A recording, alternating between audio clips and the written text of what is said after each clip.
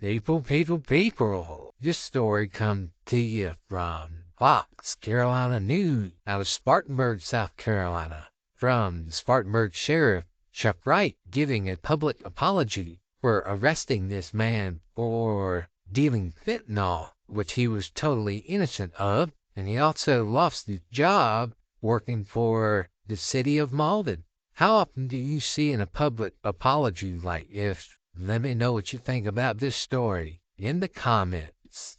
Go over and visit Fox Carolina News. I'm sorry. Would you please still be my friend? The reason why I called the press conference today is I owe a young man a sincere apology because we made a mistake. And I don't want him, his family, his friends, or anybody that knows him to think that he did anything wrong in any way. His name is Olin Christopher Rhodes. This is a guy that did nothing wrong. Now, we had a warrant roundup last week, and his picture was put up there, and we'd had him charged with PWID fentanyl, which is pretty terrible.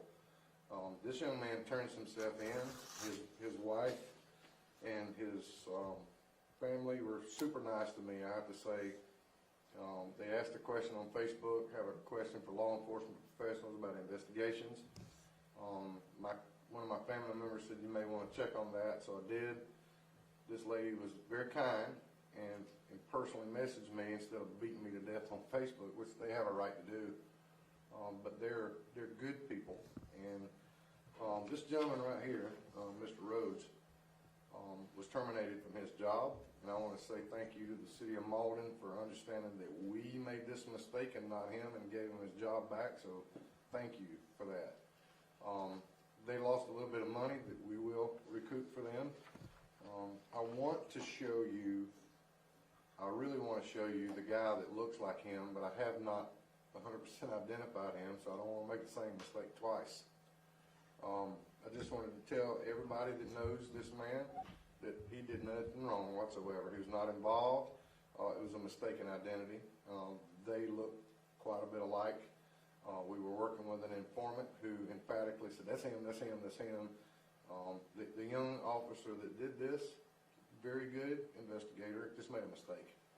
So the whole reason why I wanted to tell you this is I need everybody that knows this guy, and he will tell you for 3 years he's been just fine. He's not done any of that stuff, and he told me in my office, he said, man, that's my past, and that's how we got his mugshot.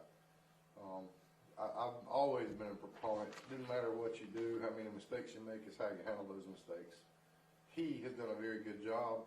We caused him some grief, and I want to apologize to him and tell him that the Spartanburg County Sheriff's Department wants to do much better than that.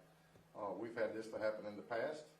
I really hope this never happens again, but the chances are that this may happen again, but I'm going to do our best. I'm going to do our very best not to let this happen again.